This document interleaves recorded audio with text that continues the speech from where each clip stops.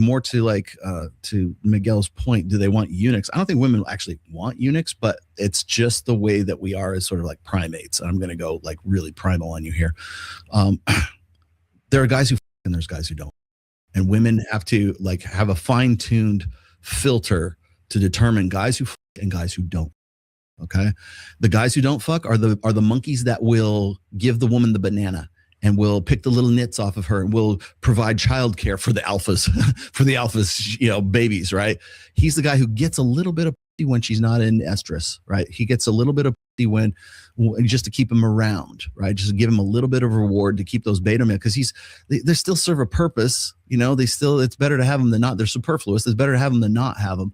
But they don't want to have want to have sex with the beta nitpicking berry picker men. They want to have sex with the hot alpha, who is the hunter, the guy who has physical prowess, the guy who has actually the physical force to kill someone, including those guys, right? And so I would defer you to a really great book. It's called Alpha God by Dr. Hector Garcia. Yes, he at the end of the book, he turns into a male feminist, but he is spot on when it comes to his research about how the similarities when it comes to, well, really religion, but social structures between human beings and primates, right? And a lot of this transfers over to, in different ways. There's correlates to human behavior as well. So if you go back, now that we have we've plotted the human genome and we know what the genomic record looks like, we can also determine that women always have out-reproduced men.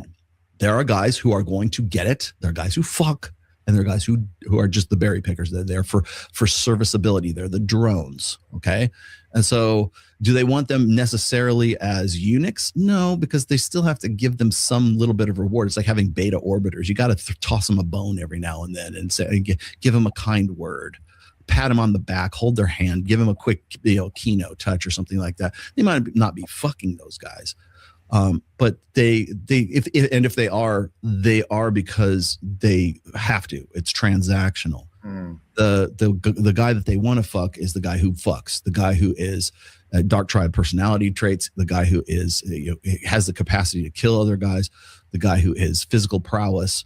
That's sexy, and I'm not talking about because people always conflate this. They want to say, well, if that was the case, then we would have anarchy. And we're getting pretty close, okay, already.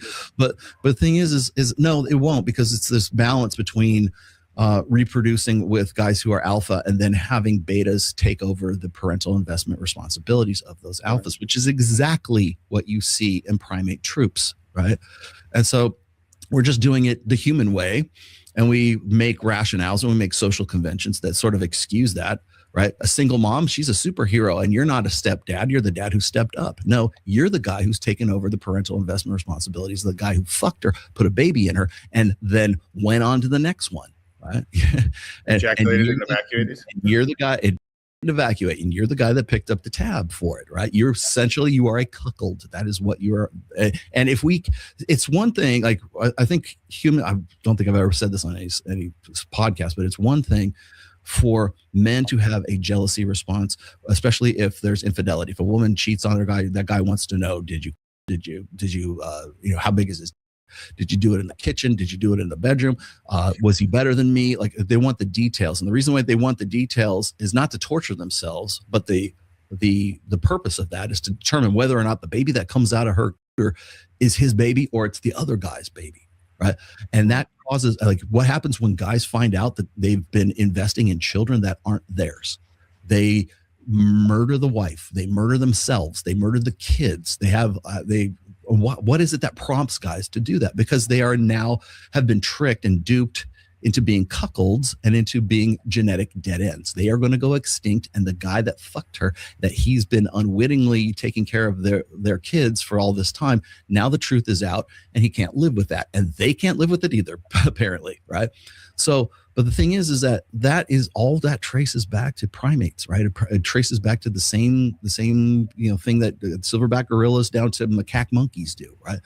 And so what's the workaround? We have all these people who are killing each other, so we want to make DNA tests illegal, so you can't find out. Like, guys can't. Shout out France, baby. Yeah, you can't find that out, and that's one. The other thing is, now, wouldn't it be great if we could find some way socially to make it acceptable for a single mother to be remarried to another guy, and he is actually should be doing that. It's his godly duty as a godly man to wife up that single mother.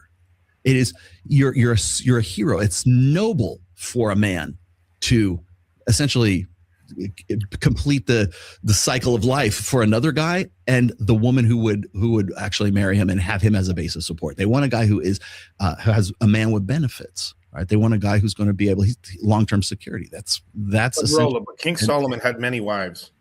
Yeah, well, King Solomon had more money to keep those wives up. Elon Musk, like what's he got? 14 kids now. Yeah, I will say this. I will say this. So he does put his money where his mouth is. He's making the babies right now for sure. But all via IVF or something, right? Yeah, but some of them are. Yeah, I'm going off a side tangent here, but the thing is the reason why we hold men up to a lofty nobility for wifing up the single mother is because we need to do that. That's the mythology that we need, because if it was left to his biological impulses, he would kill that person for doing the same thing, right? The jealousy with no man wants, like everybody doesn't want to be cuckolded. Remember when what Adam 22 said, Jason Love was going to go bang Lena the Plug, and even Matt Walsh, I would never let my wife get railed by some big black filler. He would never let that happen, right? Like this is righteous indignation. Yeah, but you would still tell the guy who's in your congregation, wife up the single mother. It's exactly the same fucking thing. Like the end result is still the same thing.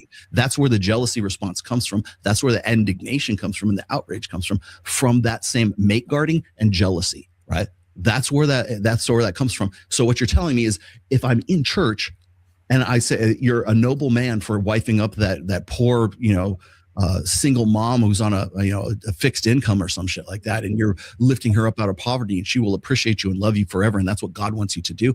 How powerful a social convention is that? Because what it does is it essentially legitimizes through the Lord on heaven above, right?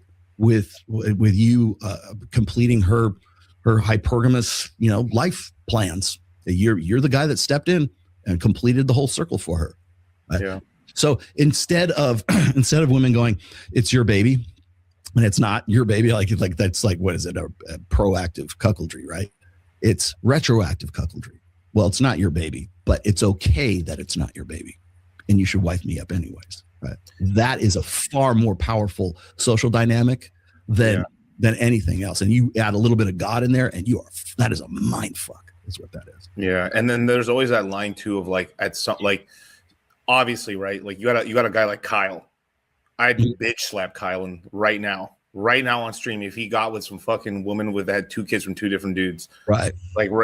But then there's a different conversation. It's like, let's just say his current relationship, they were together, they break up, he's on 45. I've had these discussions even with Myron and Fresh and stuff. It's like there's obviously if you got all your shit together, everything's going great. Yeah, you can pull a chick that actually doesn't have kids and is still 25 or 26. But where does that line happen? Where all the chicks you're meeting, it's weird if they don't have kids, right? Yeah. There's that line too, and then that's something that a lot of the guys kind of shy away from. They don't like to talk about that part right there either. Because at the same time too, a guy could have I was in a relationship and I have 2 kids. Yeah. I'm not, so I'm a single father. Well, right? It's like guys will gaslight themselves, or they'll convince themselves, because you could let's be honest, a chick has a single mom is motivated to fuck your doors off, right? You're telling me there's a chance. If you look like you've got your man with benefits, yes, she is a motivated buyer. And so, that's so obviously. So what happens if you got a guy who's sort of a blue pill beta dude who's just he thinks his ship has come in, and if his pastor and everybody else is his pastor, just society in general are saying you're a good guy for helping her out, she was she's really worth it, right? And all you're doing is from an evolutionary perspective, you are contributing to the extinction of your own, unless you have kids with her. That's why I was saying is I think that guys who get with single mothers, it's really sort of a beta male mating strategy right now, because it's a path of least resistance.